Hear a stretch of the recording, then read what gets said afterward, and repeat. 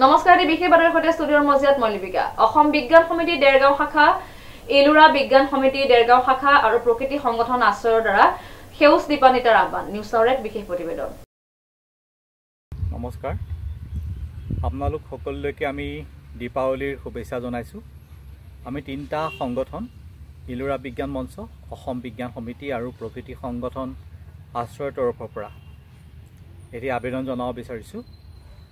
মই এলুৰা বিজ্ঞান মঞ্চৰ এজন কৰ্মী নয়নমণি মেধি আৰু মোৰ লগত আছে অসম বিজ্ঞান সমিতি দেৰগাঁও শাখাৰ সম্পাদক তথা আশ্ৰয় নামৰ প্ৰকৃতি সংগঠনটোৰ সম্পাদক ডক্টৰ সঞ্জয় হাজৰিকা।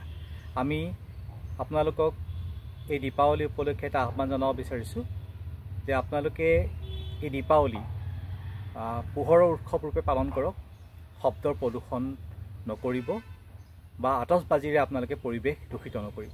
তদুপৰি আমাৰ ৰাইজে এইবাৰ আমাৰ হিয়াৰ আমঠু জুবিন গাৰ্গদেৱৰ মৃত্যুৰ উপলক্ষে তেওঁলোকেও আতচবাজি বৰ্জন কৰাৰ সিদ্ধান্ত লৈছে। সেই সিদ্ধান্তক আমি আদৰণি জনাইছোঁ। তদুপৰি আমাৰ প্ৰকৃতিৰ সুৰক্ষাৰ তৰফৰ পৰা আমি আতচবাজিৰ সলনি মাটিৰ চাকি জ্বলাই দীপাৱলী উদযাপন কৰিবৰ কাৰণে আহ্বান জনাইছোঁ। মই ডক্টৰ মেধিৰ লগতে আমি অসম বিজ্ঞান সমিতি দেৰগাঁও শাখা তথা প্ৰকৃতি সংগঠন আশ্ৰয়ৰ তৰফৰ পৰা সকলোলৈকে পোহৰৰ উৎসৱ দীপাৱলীৰ শুভেচ্ছা জনাইছোঁ। আহক আমি সকলোৱে এই পোহৰৰ উৎসৱ দীপাৱলী উলহ মালহে পালন কৰোঁ, কিন্তু কেৱল পোহৰৰ যোগেদিহে। যিহেতু এইটো পোহৰৰ উৎসৱ, ইয়াত পোহৰৰ লগতহে জড়িত। ইয়াত কোনো ধৰণৰ আতচবাজি বা অন্যান্য ধৰণৰ কোনো তেনেকুৱা ব্যৱহাৰ কৰিব নালাগে, কাৰণ তেনেকুৱাবিলাকে আমাৰ প্ৰাকৃতিক পৰিৱেশ বিনষ্ট কৰে।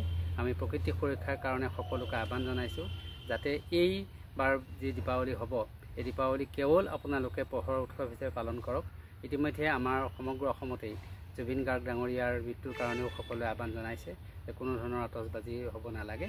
আমিও সেই একে সুৰতে সুৰ মিলাইছোঁ আৰু লগতে আমি এইটোও যোগ দিছোঁ যে যিহেতু প্ৰাকৃতিক পৰিৱেশ আমাৰ নিজা, প্ৰাকৃতিক পৰিৱেশ সুস্থ হৈ নাথাকিলে আমি জীয়াই থাকিব নোৱাৰিম।